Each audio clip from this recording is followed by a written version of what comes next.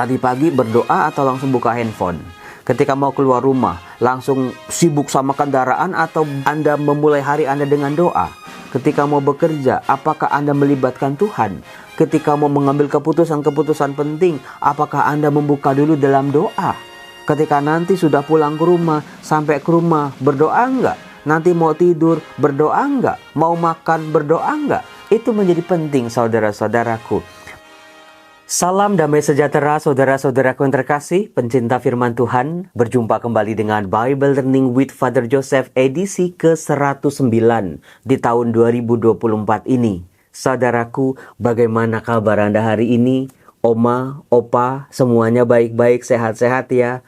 Om, tante, ibu, bapak, anak-anak muda, remaja dan anak-anak, saya berdoa semoga kita semua dalam lindungan Tuhan. Selalu ada sukacita bekerja dalam diri kita. Karena kita melatih diri kita semakin peka terhadap gerak Roh Kudus. Gerak Roh Kudus, apa itu maksudnya, Romo? Saudara-saudaraku yang terkasih, itulah tema yang mau saya angkat. Semakin kita membaca firman Tuhan, merenungkan, semakin kita memaknainya, menghidupi dalam kehidupan kita, semakin kita menempel pada sang firman ini, kita semakin peka terhadap bisikan Roh Kudus, terhadap arahan-arahan Roh Kudus, terhadap semua hal yang menyemangati hidup kita kembali. Ada api yang berkobar sungguh-sungguh supaya kita aman dalam lindungan Tuhan.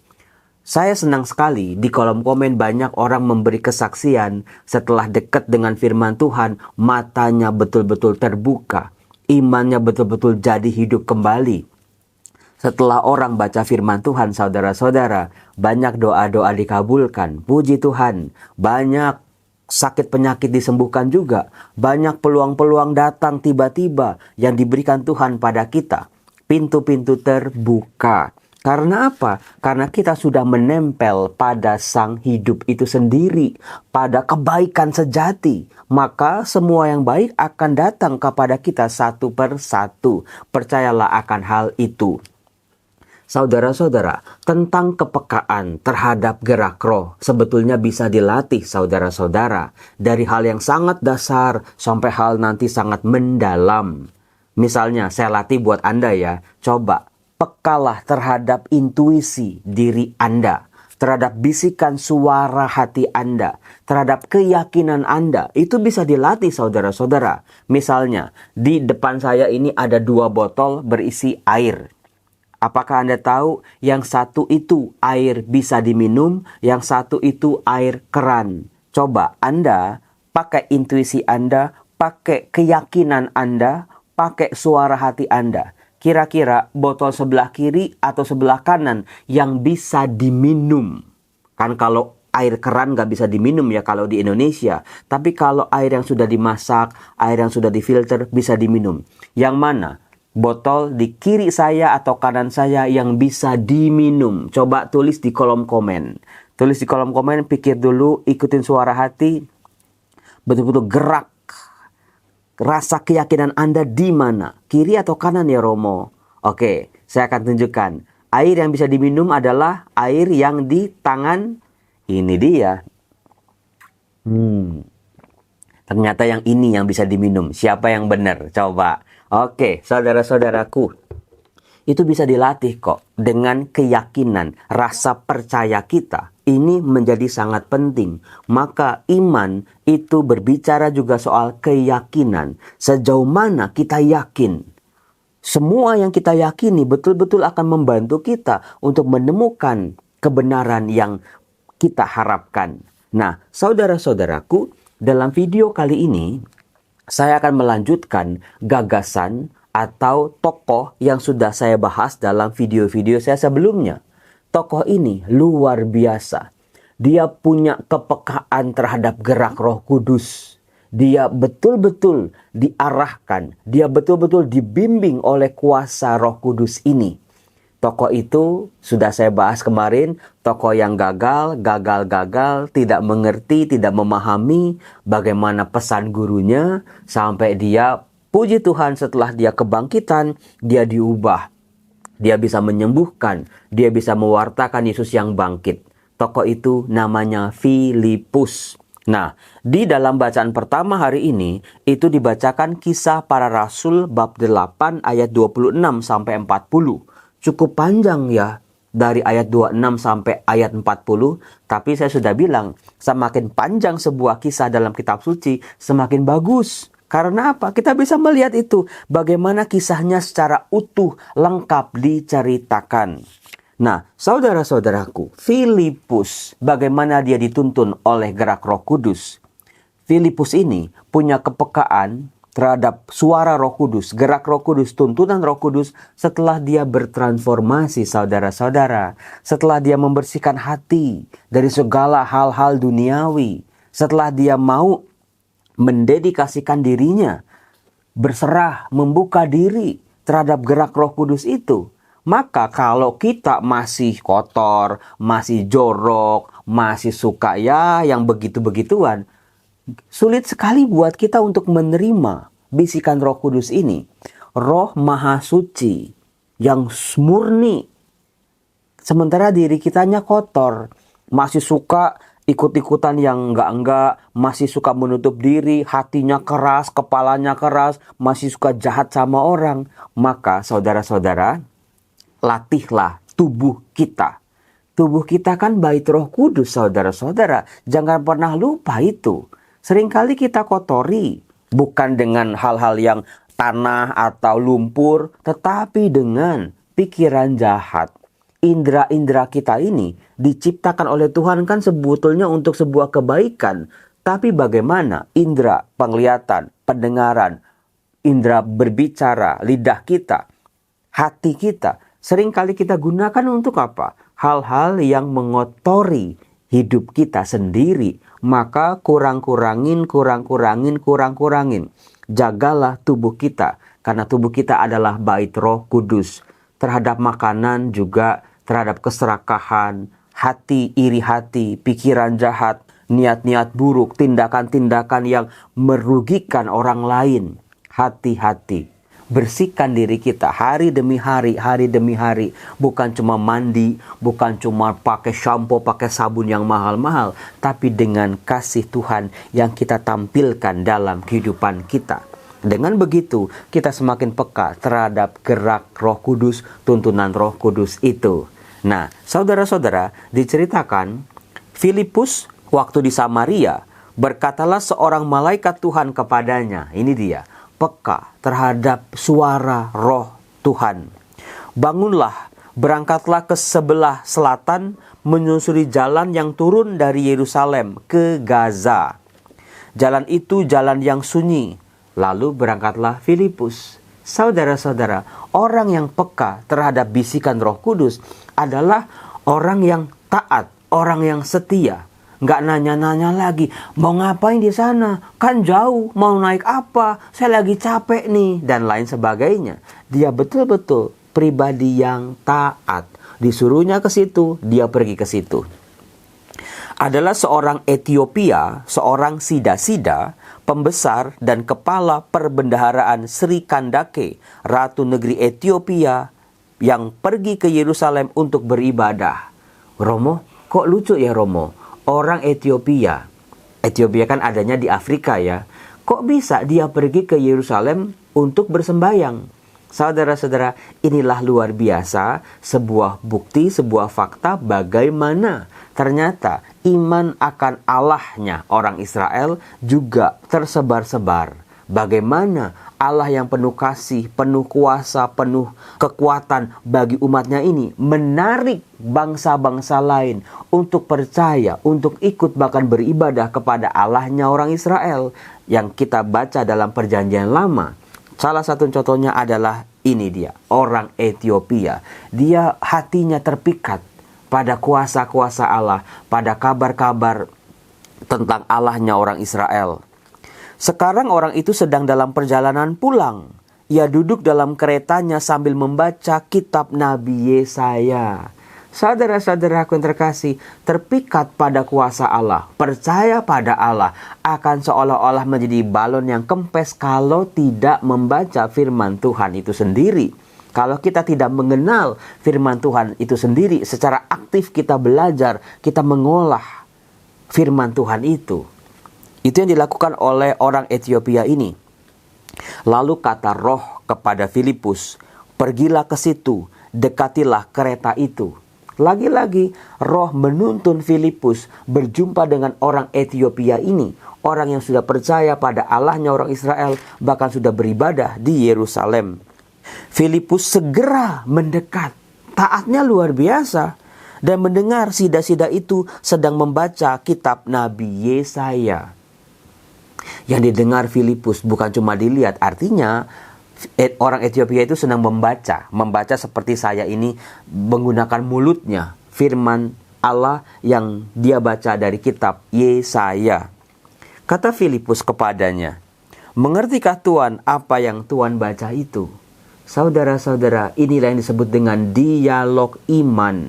Tidak langsung menggurui, tidak langsung cari kesalahan, tidak langsung ngajarin begitu, to the point, tetapi dialog iman. Betul-betul Filipus bertanya, membuka percakapan dengan orang Ethiopia ini. Mengertikah Tuhan apa yang Tuhan baca itu? Membuka dialog, ini penting sekali. Jangan langsung to the point, wah begini, begitu. Biasanya seringkali gagal. Belajarlah dari Filipus, orang yang peka terhadap gerak Roh Kudus ini. Jawabnya, bagaimana aku dapat mengerti kalau tidak ada yang membimbing aku? Nah, saudara-saudara terkasih, setelah Filipus membuka pembicaraan, si orang Ethiopia ini, dia orang penting loh, orang terhormat loh, tapi dia tampil sebagai orang yang membutuhkan pertolongan. Saudara-saudara, ini luar biasanya. Nah, kemudian lalu ia meminta Filipus naik dan duduk di sampingnya. Lihat, relasinya makin dekat. Relasi bisa dipercaya itu menjadi sangat penting. Bukan apa yang kita omongin yang bisa dipercaya sama orang, tapi keseluruhan diri kita, termasuk tindakan-tindakan kita. Ini yang dilakukan oleh Filipus ini. Nas yang dibacanya itu berbunyi sebagai berikut. Seperti seekor domba ia dibawa ke pembantaian, dan seperti anak domba yang keluh di depan orang yang menggunting bulunya, demikianlah ia tidak membuka mulutnya. Dalam kehinaannya berlangsunglah hukumannya. Siapakah yang akan menceritakan asal-usulnya? Sebab nyawanya diambil dari bumi. Kalau Anda lihat-lihat di catatan kaki kitab suci Anda, itu ternyata orang Ethiopia itu sedang membaca kitab Nabi Yesaya itu bab 53 ayat 7-8. Yesaya bab 53 mulai dari 52 itu berbicara tentang karya keselamatan Allah kepada bangsa Israel. Berbicara juga tentang nyanyian hamba Tuhan dalam menyelamatkan bangsanya. Allah akan mengutus seorang pribadi yang luar biasa yang akan menjadi juru selamat bagi bangsanya ini.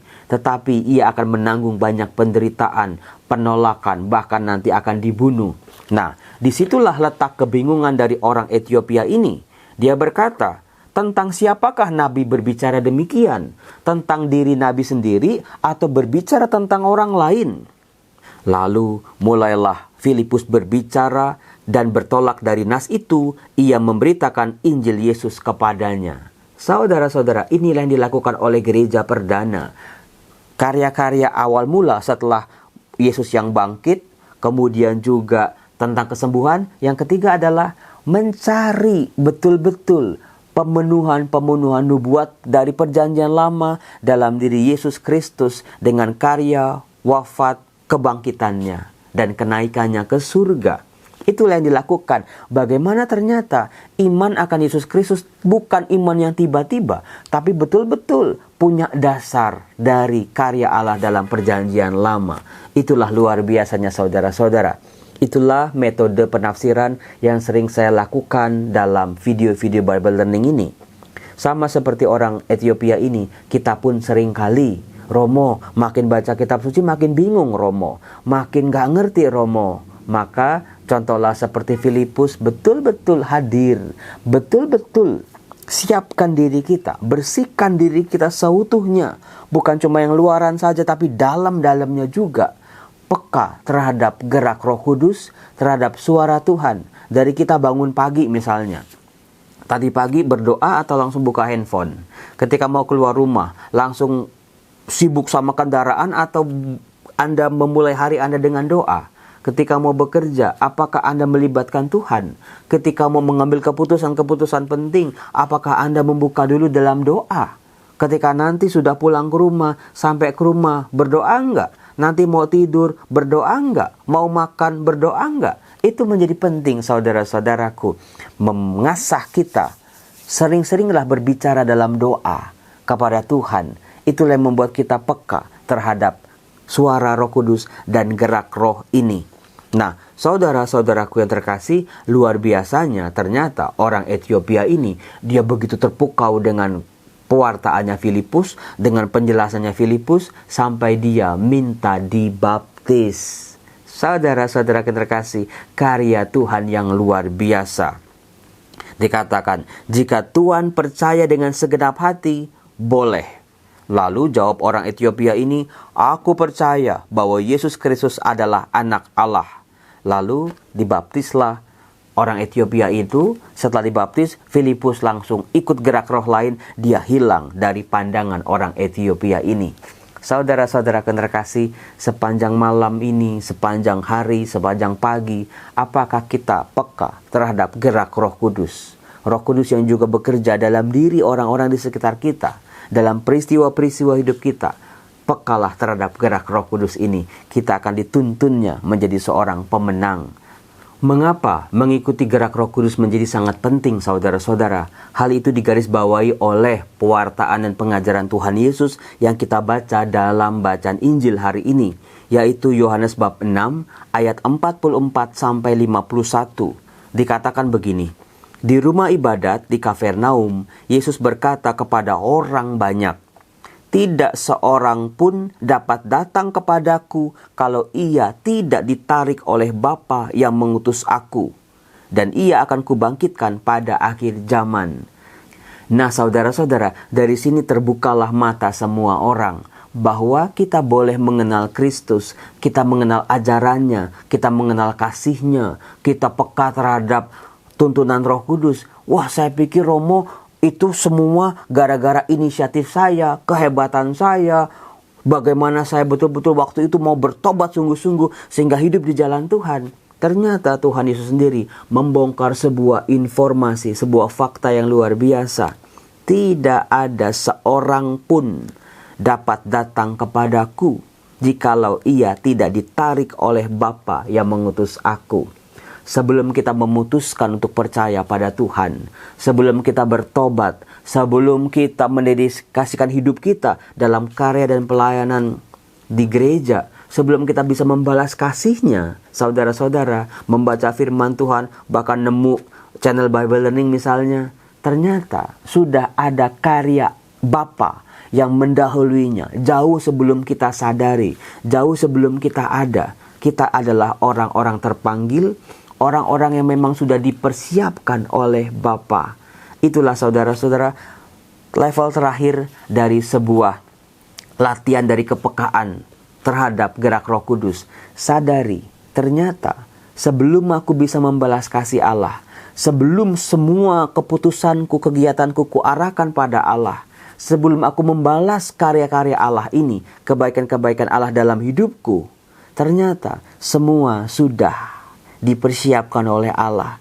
Ada karya Allah bekerja dalam diri masing-masing dari kita. Itu luar biasanya sih saudara-saudara. Terima kasih Tuhan. Terima kasih ya Bapa. Aku boleh ikut serta dalam karya keselamatan ini. Maka dari itu saudara-saudara, mari kita tutup video kita dengan sebuah doa. Doa supaya kita peka terhadap gerak Roh Kudus. Dalam nama Bapa dan Putra dan Roh Kudus. Amin. Mari kita mohon, utuslah Roh-Mu ya Tuhan dan jadi baru seluruh muka bumi. Utuslah Roh-Mu ya Tuhan dan jadi baru seluruh muka bumi.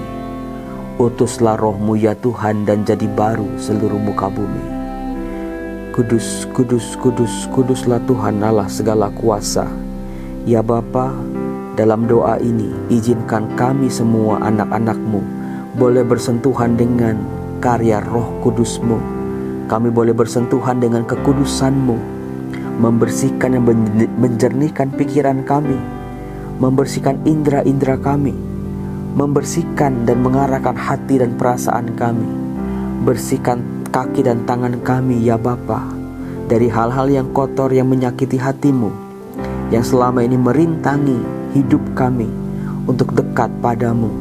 Bersihkanlah kami anak-anak-Mu, ya Allah yang Maha Kasih. Cucilah kami supaya kami bisa lahir baru dalam Roh Kudus. Ya Tuhan, bersabdalah, hamba-Mu mendengarkan. Kutundukkan hidupku, kutundukkan hatiku, kutundukkan seluruh kehidupanku sebagai hamba-Mu. Bekerjalah dalam diriku, tolonglah aku dengan segera.